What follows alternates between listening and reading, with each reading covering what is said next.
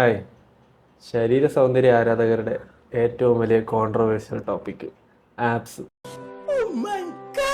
ജിമ്മിൽ പോയി തുടങ്ങുന്ന ഒരു ന്യൂബി പയ്യന്മാർ തൊട്ട് അങ്ങ് 60-70 വസന്ത ടീമുകൾ വരെ ഇപ്പോഴും പിടിക്കുന്ന, ചിലപ്പം വീണ്ടും ഇങ്ങനെ ഒരു ഫെയറി ടെയിൽ പോലെ പിറകെ ഓടിക്കൊണ്ടിരിക്കുന്ന സാധനമാണ്. കാര്യം അറിയണമെന്നുള്ള ഒരു ഇതായി ഇത് മാത്രം ഒന്ന് കേട്ടിട്ട് വീഡിയോ നിർത്തിപ്പോക്കും. എനിക്ക് ഇപ്പോൾ ഒരു പ്രശ്നമില്ല. 1. കാലറിക് ഡെഫിസിറ്റ് ചെയ്യുക. 2. ആപ്സിന് ഹൈപ്പർ ട്രോഫി ഉപയോഗിച്ച് വെയിറ്റ് ട്രെയിനിങ് ചെയ്യുക. 3. ആവശ്യത്തിന് പ്രോട്ടീൻ നമ്മുടെ ഡയറ്റിൽ ഇൻക്ലൂഡ് ചെയ്യുക. 4. വയറ് മാത്രമായിട്ട് കുറയ്ക്കാൻ പറ്റും എന്നുള്ളൊരു കൺസെപ്റ്റ് ആദ്യം തലേന്നൊന്ന് മാറ്റി വയ്ക്കുക. അത് എന്തായാലും നടക്കാൻ പോണില്ല. ഓവറോളായിട്ട് വെയിറ്റ് കുറയ്ക്കാൻ പറ്റില്ല. അപ്പം ആവശ്യത്തിന് കാർഡിയോ നമ്മുടെ റൊട്ടീനിൽ ഇൻക്ലൂഡ് ചെയ്യുക. And voila, you have abs. ഞാൻ ട്രെയിൻ ചെയ്യിപ്പിച്ച ഒരു 60% ചേട്ടന്മാരും കിന്നി ടു ബൾക്ക് ആ ഒരു ടീമുകളായിരുന്നു. പക്ഷേ ബാക്കിയുള്ളൊരു 40%-ത്തിൽ 90% വയറ് കുറയ്ക്കണം, വയറ് കുറയ്ക്കണം, വയറ് കുറയ്ക്കണം, എനിക്ക് സിക്സ് പാക്ക് വരണം, സിക്സ് പാക്ക് വരണം. ഒന്നാമത്തെ കാര്യം, എല്ലാവർക്കും സിക്സ് പാക്ക് വരില്ല. ശരിയാണ്, സത്യമാണ്. ചിലവർക്ക് മസിൽ ഇൻസേർഷൻ ആ രീതിയിലായിരിക്കും. ചിലവർക്ക് 4 പാക്ക് കാണുള്ളൂ, ചിലവർക്ക് 6 പാക്ക് കാണും, ചിലവർക്ക് 8 പാക്ക് കാണുമായിരിക്കും. ഷാരൂഖ് ഖാനൊക്കെ പോലെ ഓരോരുത്തരുടെ മസിൽ ഇൻസേർഷൻ അനുസരിച്ച് അവർക്ക് ആപ്സ് ഉണ്ടാക്കാൻ പറ്റുള്ളൂ. അതാദ്യം മനസ്സിലാക്കണം. ഈ 6 പാക്ക് എന്ന് പറഞ്ഞ സാധനം ആവറേജ് എന്നുള്ളൊരു സംഭവമാണ്. ഇപ്പോൾ ഒരു പോപ്പുലേഷനിലെ ആവറേജ് പേഴ്സൺസിന് 6 പാക്ക് ആയിരിക്കും, വളരെ കുറച്ച് പേർക്കായിരിക്കും 4 പാക്കും. അതിൽ നിങ്ങൾ വന്നു പോയിട്ടുണ്ടെങ്കിൽ ഇവിടെ ഒന്നും ചെയ്യാൻ പറ്റില്ല. ചിലവർക്ക് റയറായിട്ടുള്ളവർക്കായിരിക്കും 8 പാക്കൊക്കെ വരണം. വയറ് കുറയ്ക്കണം, 6 പാക്ക് വരണമെന്നും പറഞ്ഞ് ചോദിച്ചുകൊണ്ടിരുന്നവരുടെ ഞാൻ ഈ ഡയറക്റ്റായിട്ട് പറയും, ചേട്ടാ വയറ് മാത്രമായിട്ട് കുറയ്ക്കാൻ പറ്റില്ല, കുറച്ചുകൂടെ ഓവറോളായിട്ട് കുറയ്ക്കാൻ പറ്റുള്ളൂ എന്ന് പറയുമ്പം അവർക്ക് ഇഷ്ടപ്പെടില്ല.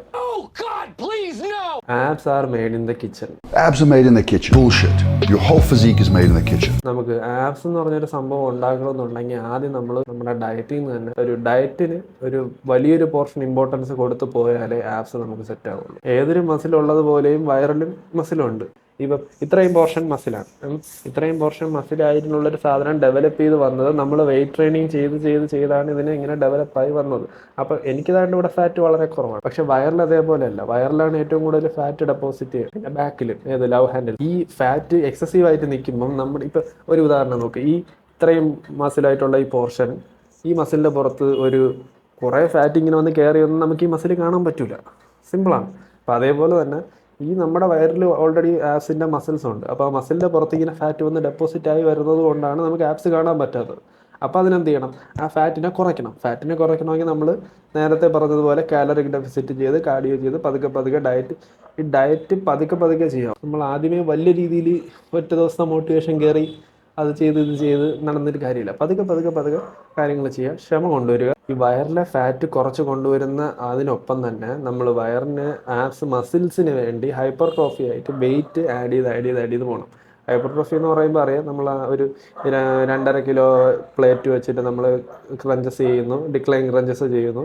അത് പിന്നെ 5 കിലോ ആക്കി, പിന്നെ 7.5 പ്ലേറ്റ്, അതേപോലെ 7.5 ഡമ്പല്ലോ അല്ലെങ്കിൽ 10 പ്ലേറ്റോ വെച്ച്. ഇതാണ് ഹൈപ്പർ ട്രോഫി. ഈ ഹൈപ്പർ ട്രോഫി നമ്മൾ എല്ലാ മസിലും ചെയ്യുമ്പോൾ എന്താണ്, നമ്മൾ ഒന്നെങ്കിൽ റെപ്പ് കൂട്ടും അല്ലെങ്കിൽ വെയിറ്റ് കൂട്ടും. വെയിറ്റ് കൂട്ടിയാണ് നമ്മൾ എല്ലാ മസിലും ചെയ്യുന്നത്. അതേപോലെ തന്നെ ഇതിനും അതേപോലെ ചെയ്താൽ മതി. ആപ്സ് ഒത്തിരി ബ്ലോക്കി ആയിട്ട് ഇങ്ങനെ കട്ടയായിട്ട് വരാനായിട്ടുള്ള ഏറ്റവും നല്ല പരിപാടി തന്നെ വെയിറ്റ് ട്രെയിനിങ് തന്നെയാണ്. അപ്പോൾ വെയിറ്റ് ട്രെയിനിങ് ചെയ്താൽ നമ്മളിപ്പം ഒരു രീതിയിൽ ഇതിങ്ങനെ തെളിഞ്ഞു വരുമ്പം എനിക്ക് ആപ്സ് വന്നു. പക്ഷെ കുറച്ചുകൂടെ ബ്ലോക്കി ആയിട്ട് കാണണമെന്നുണ്ടെങ്കിൽ നമുക്ക് ഇത്തിരി വെയിറ്റ് ട്രെയിനിങ് ചെയ്താലേ ആപ്സ് ബ്ലോക്കി ആയിട്ട് നമുക്ക് പുറത്തോട്ട് ഇങ്ങനെ പ്രൊട്ടൂഡായിട്ട് ഇങ്ങനെ ആ കട്ടിങ് വന്ന് കറക്റ്റ് കാണാൻ പറ്റുള്ളൂ.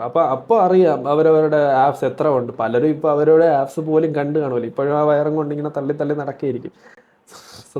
സ്വന്തം കിണുമാണി പോലും കാണാൻ പറ്റില്ല. ആ അവസ്ഥയിൽ എത്ര ആളുകളുണ്ടെന്ന്.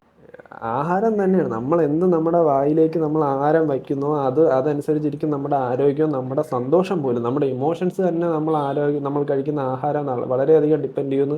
അവരുടെ ജോലിയായിട്ട് ടൈപ്പ് ചെയ്ത് പോകാൻ വേണ്ടി അവരുടെ ആഹാര രീതികൾ പയ്യെ മാറ്റുക. അതിൽ കാര്യമില്ല. നമ്മുടെ ജോലി ഒരു സൈഡിലായിരിക്കണം. ജോലി നമ്മുടെ ലൈഫിനെ അഫക്റ്റ് ചെയ്യാൻ പാടില്ല. നമ്മളായിരിക്കണം ജോലിയെ കൺട്രോൾ ചെയ്യേണ്ടത്. അപ്പം ഫുഡും നമ്മളായിരിക്കണം അതിനനുസരിച്ച് കൺട്രോൾ ചെയ്യേണ്ടത്. ആ രാത്രിയിൽ വളരെ ലേറ്റായിട്ട് ആഹാരം കഴിക്കുക, അതൊക്കെ തന്നെയാണ്. പിന്നെ പുറത്തുനിന്ന് ആഹാരം കഴിക്കുമ്പോൾ ഈ ഡാൽഡയും വെജിറ്റബിൾ ഓയിലൊക്കെ, ഇതൊക്കെ തന്നെ എന്തോന്നൊക്കെ കാലറിയും കാര്യങ്ങളാണ്, എന്തൊക്കെ അഴുക്ക ഓയിലുകളാണ് ഇതിൽ നിന്ന് വരണതെന്നൊക്കെ നമുക്ക് അറിഞ്ഞുകൂടാ.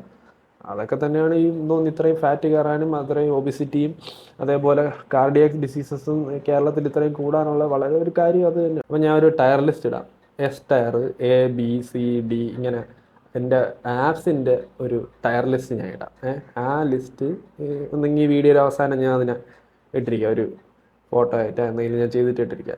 ആപ്സ് വർക്കൗട്ടേ ഞാൻ ചെയ്യാറുള്ളൂ ഇതുവരെ. അത് വെച്ചിട്ടാണ് ഞാൻ ഈ ഒരു ആപ്സ് സെറ്റ് ചെയ്തെടുത്തത്. Decline weighted crunches. ഇപ്പോഴും ആരും ചെയ്യാത്തതും, അതായത് യോഗയിലൊക്കെ പറയുന്ന നല്ലൊരു വയറിനുള്ള ഒരു എക്സസൈസാണ് ബാക്ക്. ഇപ്പോഴത്തെ ബോഡി ബിൽഡേഴ്സിനെ കണ്ടിട്ടുണ്ടല്ലോ, റോണി കോൾമൻ, ഫിൽ ഹീത്ത്, അതേപോലെ ജെ കട്ട്ലർ. അതായത് ഒരു മോഡേൺ എറ. സീബം ആശക്കിടിലുമാണ്, ബാക്കത്തിൻ്റെ കിടിലുമാണ്, അതെനിക്കറിയാം. പക്ഷെ അതൊരു ക്ലാസിക് ഫിസിക്ക്. അല്ലാതെ ഇപ്പോഴത്തെ ബോഡി ബിൽഡിങ്, അതായത് മെൻസ് ബോഡി ബിൽഡിംഗ് എന്നും പറഞ്ഞ് സ്റ്റെറോയിഡ് അടിച്ച് കുത്തിക്കയറ്റി ബീഫ് മെൻ,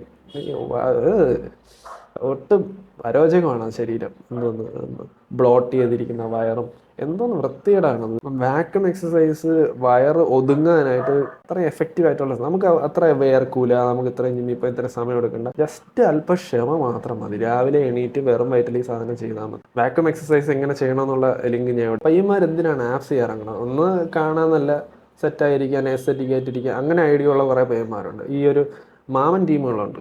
ഒന്ന് ചേച്ചിമാരൊക്കെ പുറത്തോട്ട് പോകുമ്പോൾ, അല്ലെങ്കിൽ ചേച്ചിമാരൊക്കെ വരുമ്പോൾ ഇങ്ങനെ വയറകത്തോട്ട് പിടിക്കും. എന്തിനാണ്?